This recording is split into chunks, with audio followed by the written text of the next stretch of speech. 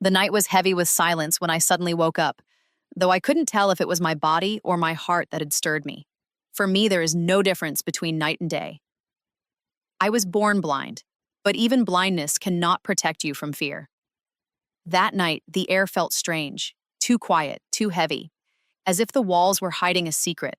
I reached out instinctively toward the other side of the bed, my fingers brushing against cold sheets. The space beside me was empty. My husband was gone. The chill on the fabric told me he had left long ago. A tremor ran through me. I called softly, "Are you here?" But only my voice came back to me, hollow and distant, echoing through the room. The silence after my words felt cruel. I sat up, my fingers tracing the bed frame, the headboard, then the wall, trying to sense direction.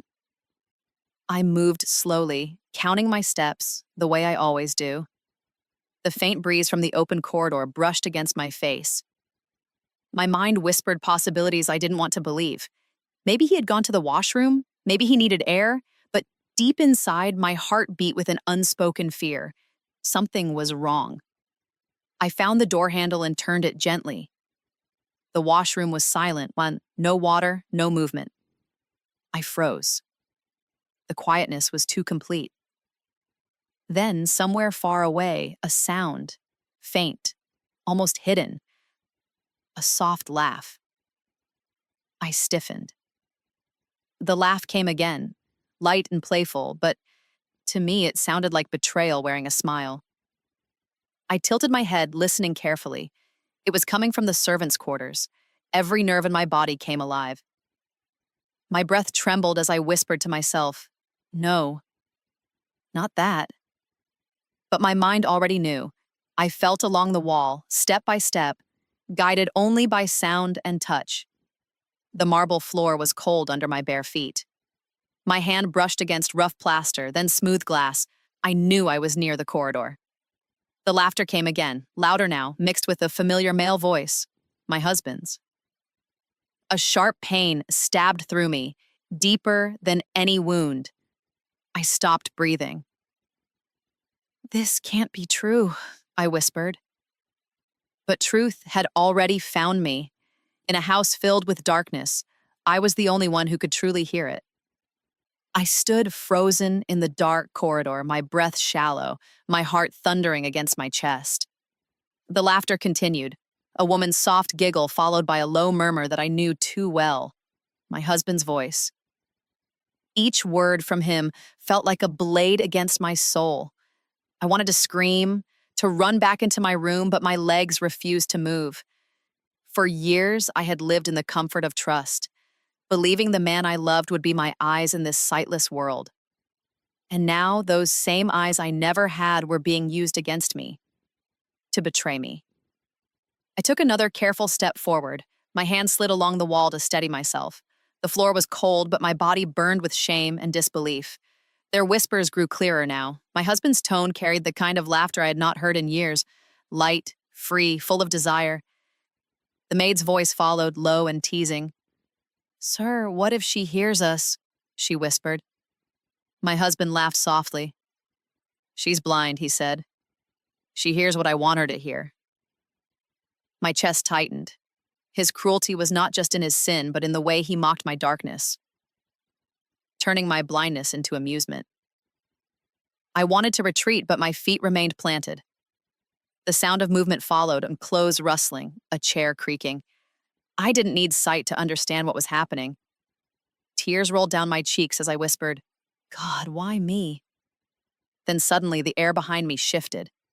Heavy footsteps, slow, deliberate, and close. My heart skipped.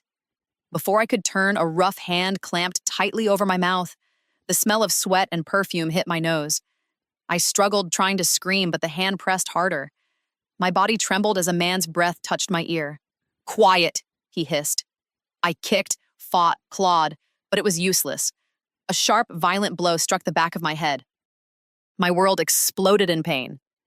The floor rushed up to meet me, cold and merciless. The last thing I heard before darkness swallowed me completely was laughter. Low, poisonous, triumphant.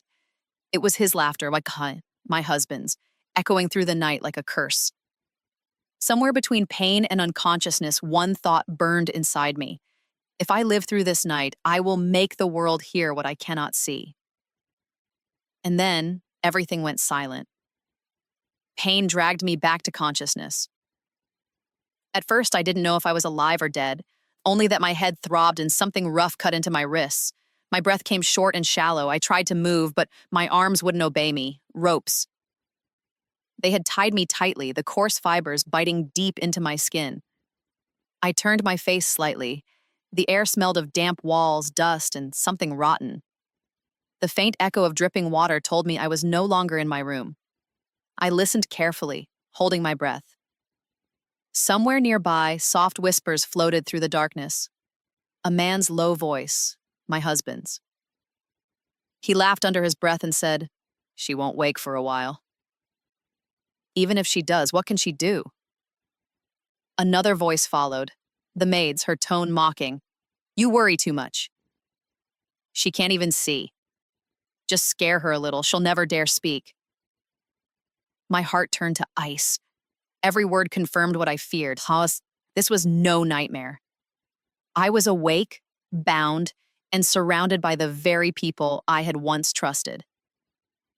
The maid moved closer. Her footsteps scraped the floor, her bracelets jingling softly. "Should we leave her tied like this?" she asked.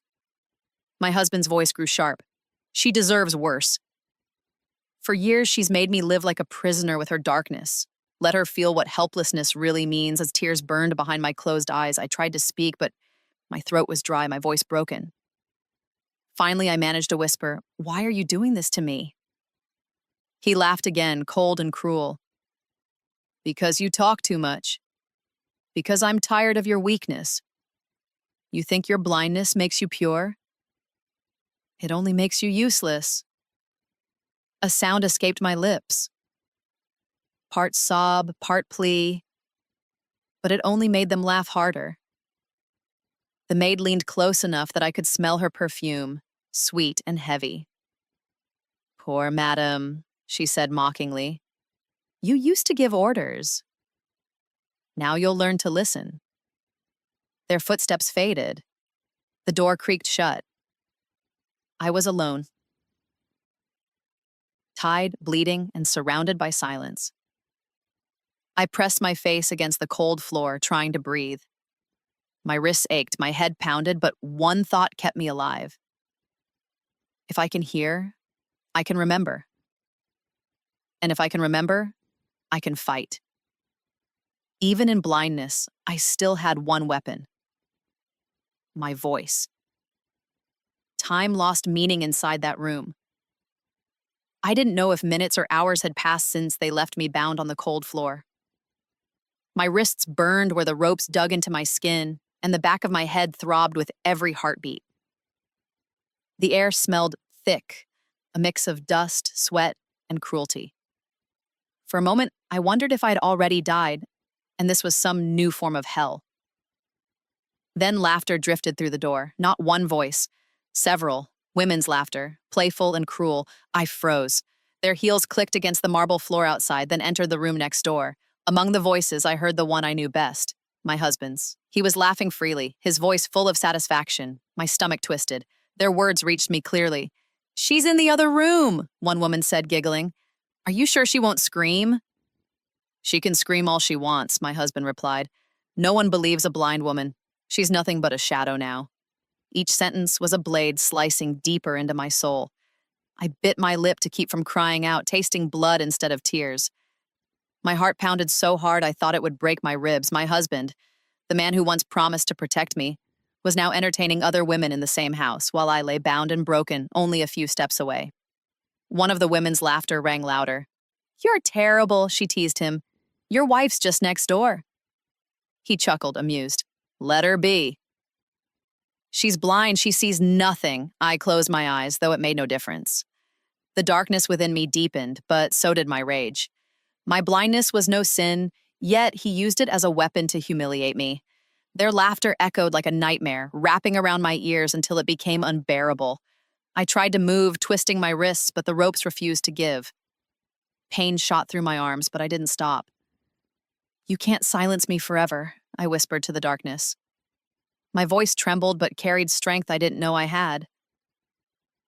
I may not see, but I can hear. And I will remember. The door slammed suddenly from outside, and their laughter grew fainter, fading into distance. I exhaled slowly, the sound shaking through my chest. They thought I was helpless, trapped, but in that moment, something inside me changed. I was no longer just a prisoner. I was a witness, and I was waiting. The night stretched endlessly, each minute heavier than the last. Outside, their laughter had faded, replaced by the faint hum of music and clinking glasses. I lay on the floor, weak and trembling, my wrists bruised and swollen. Yet inside me, a storm was brewing. Every sound that reached my ears, every whisper, every mocking giggle, and they became a spark that fed the fire within me.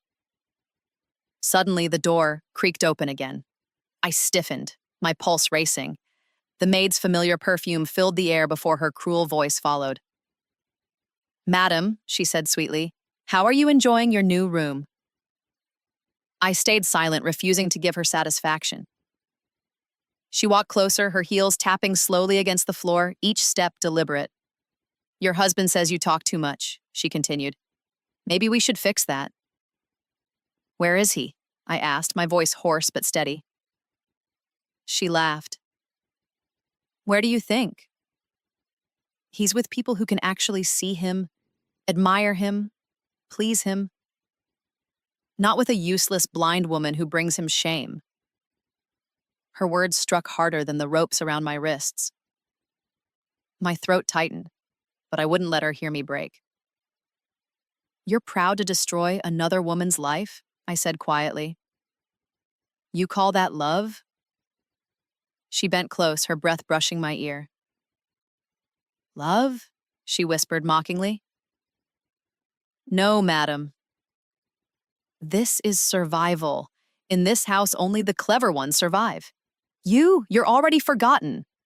I turned my head away, refusing to breathe the same air as her poison. "You're wrong," I murmured. "I may be blind, but I am not invisible. One day, your laughter will die in your own throat." The maid laughed louder this time, a cruel cackle that echoed against the walls. Then I heard the sound of something metallic clinking, a tray. She shoved it roughly toward me, and the smell of stale bread reached my nose. "Eat," she sneered. "The master doesn't want you starving. Not yet." Her footsteps moved away and the door shut again. The silence that followed was suffocating. I reached for the bread but dropped it almost immediately. I couldn't swallow their pity, their leftovers, their hate. My fingers brushed the floor until they found the ropes again. The fibers scratched my skin, but I kept twisting, pulling, testing every knot. Pain was temporary.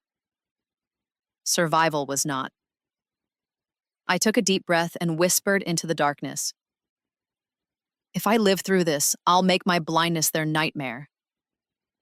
And in that single vow, my weakness began to turn into strength. The air inside that locked room felt thicker with each passing minute.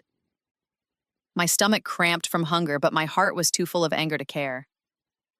Every insult, every cruel laugh that echoed from outside only added fuel to the fire building inside me. They believed the ropes and darkness had broken me, that I had become nothing more than a silent, helpless shadow. But they were wrong. I was still listening, still breathing, and still remembering every voice, every word, every sin. Then faintly, I heard the sound of footsteps again. Slow, hesitant ones. The door creaked open, and the maid entered with a tray in her hands. Her perfume filled the air before her voice sliced through it. "Be grateful," she said smugly. "The master says you should eat something before he decides your fate." I didn't move. "Take it away," I replied coldly. She laughed. "Oh, still proud? Even now, you think you're better than us?" Her bangles clinked as she came closer. "You're a blind fool. The master doesn't love you anymore. You're a burden he's finally free from." I turned my face toward her voice and said calmly, "You mistake love for lust, loyalty for fear. He will destroy you too, just like he destroyed me." Her breath caught for a second, then she spat out, "You talk too much." A slap followed, sharp and stinging. I bit my lip to stop the cry from escaping. She placed the tray roughly beside me. "Eat or starve, it makes no difference. No one will hear you here." When she left, her laughter trailed behind her like poison in the air. The moment the door clicked shut, I began to move again. My fingers traced the rope around my wrists, feeling every twist, every knot. The fibers were soaked in blood now, sticky and warm. Pain was constant, but pain meant I was alive.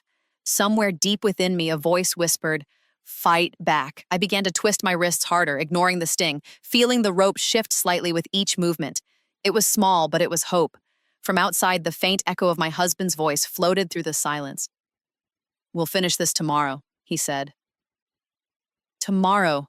That word burned in my mind like fire. If I had until tomorrow, then tonight would be mine. For the first time since my nightmare began, I felt something stronger than a fear. Defiance. The darkness around me had begun to feel different, no longer a cage, but a shield. My hands, raw and bleeding, were still working at the ropes that bound me. Every pull tore my skin further, but I didn't stop. I counted my breaths, syncing them with each movement, as if rhythm could lend me strength. Then at last I felt it. The faintest give beneath my fingers. One knot had loosened.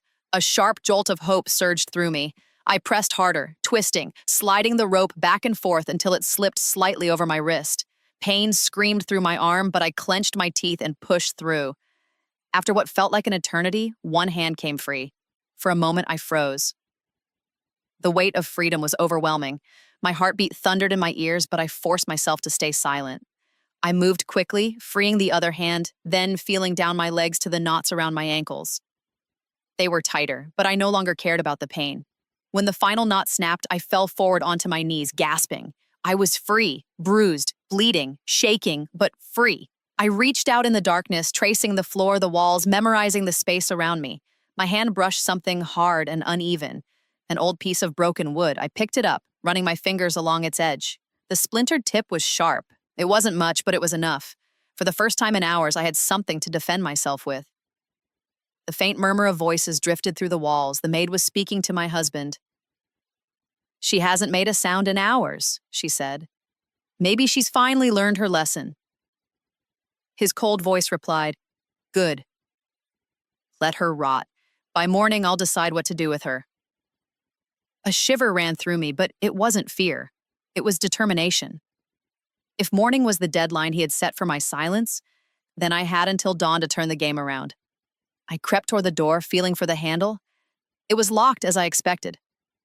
My fingers slid across the metal until I found the gap between the door and the frame. Through it came faint drafts of air, and the faintest trace of laughter from outside. I pressed my forehead against the wood and whispered, "You think I'm broken. But this is the sound of your end beginning." The first light of courage flickered in my chest, and for the first time since that night began, I felt alive. The air outside my door grew restless, heavy with the scent of alcohol and smoke. Faint voices drifted closer, laughter, the clinking of glasses, and then footsteps. I froze, gripping the splintered piece of wood like a lifeline.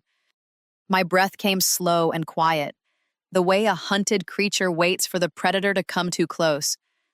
The lock rattled, and my heart skipped. Someone was at the door. It opened with a screech, flooding the room with the distant echoes of music. I heard the maid's voice first, sly and amused. "So, the blind queen still breathes?" she sneered. Behind her came my husband's cold, mocking tone. "Of course she does. It's not her time yet. Let her think she has hope. Hope makes people easier to break." I stayed still, pretending to be weak. My hands trembled, but my mind was razor sharp. Each sound told me where they stood. The maid's soft anklets near the doorway, my husband's heavier boots a few steps behind. I could even hear the nervous breath of another woman, one of the strangers he had brought into my home. "She looks harmless," the girl whispered uncertainly. "Harmless?" he laughed. "This woman is poison. She thinks she can defy me. Tonight she'll learn who owns her life." Those words snapped something inside me. My body ached, my face stung from the maid's earlier slap, but my spirit no longer felt chained.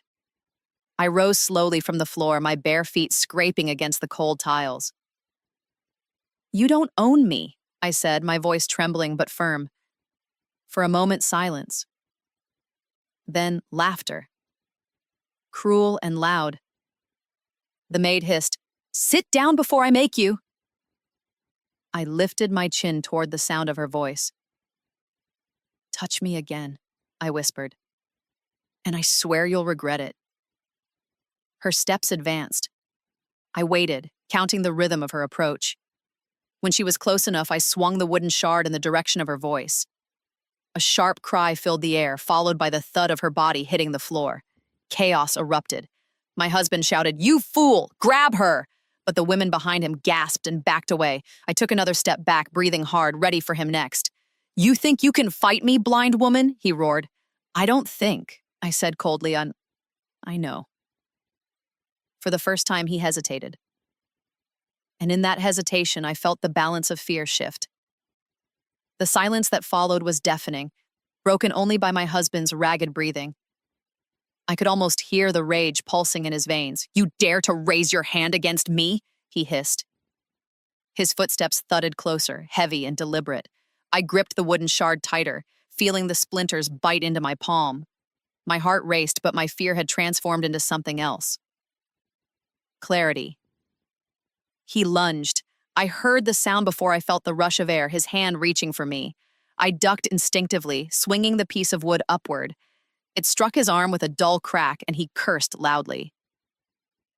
"You'll pay for that," he roared, his voice trembling with fury and disbelief. Behind him, the maid whimpered, clutching her wounded arm. "Sir, she's mad. She'll kill us." "She's blind," he shouted. "She can't even find her way out." I could hear the panic hiding under his anger now. It was the first time his voice betrayed weakness. I took a cautious step back, positioning myself near the door. My hands shook, but my resolve didn't. "You've already taken everything from me," I said softly. "You've stripped me of light, of peace, of dignity. But you forgot one thing. You can't take away my voice." He laughed harshly, trying to mask the tremor in his breath. "Voice? Who will believe a blind woman's voice? You think the world cares what you say?" "I don't need the world," I said, raising my head. I just need the truth to escape these walls." Then I screamed, and then loud, raw, and unrestrained. The kind of scream that carried every ounce of pain, humiliation, and fire I had been holding inside. It echoed through the corridors, crashing against the marble like thunder. Outside, I heard startled movements, the sound of hurried feet, voices calling, confusion spreading. My husband froze, uncertain. The women gasped, whispering frantically. "Someone's coming!" one of them cried. "Shut her up!" he barked, but his command was too late. The door behind him rattled as fists pounded against it. "Open up! What's happening in there?" I stepped back, chest heaving as his world began to crumble. "You thought my blindness was your shield," I said, trembling but triumphant. "But it's the reason you'll never hide again." For the first time, fear entered his voice. "What have you done?" "Open the door," I said. To the truth. The pounding at the door grew louder, more urgent. Voices shouted from outside, men and women together. "What's happening in there?" "Open the door!" My husband's breathing turned uneven. The confidence that once colored every word of his had vanished. The maid whimpered, trembling beside him, and the other women stood frozen in fear.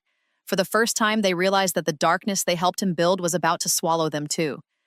My husband shouted, "Everyone stay quiet!" But his command had lost its power. The world he ruled through fear was cracking apart. I raised my head and said clearly, "Don't stay quiet now. You've all seen what he is. Speak, before it's too late."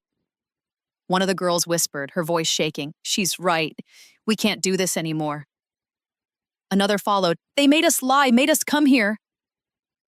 My husband turned on them, fury blazing in his tone. "Silence! All of you?" But the banging on the door turned into a crash. Wood splintered. The lock broke. The door burst open. A rush of footsteps filled the room. Servants, neighbors, people who had followed the cries. Someone shouted, "We heard everything!" What's going on here? I stepped back as the sound of many feet surrounded us. I pointed toward the voices of the guilty, toward the breathing I knew better than my own. "That's him," I said, my voice steady. "My husband. He locked me here, tied me, beat me, and brought shame into this house. The maid helped him. They thought my blindness would hide their crimes, but tonight my voice has seen what my eyes could not." There was a stunned silence, then murmurs of anger rose like waves. How could he do this? "She's telling the truth. Look at her wrists," someone cried. My husband tried to defend himself, stammering, "She's lying. She's crazy. But he was cut off by another voice, trembling, tearful. It was one of the girls. "No," she said, "she's not lying. It's all true. They trapped her here. They made us come. Please, believe her."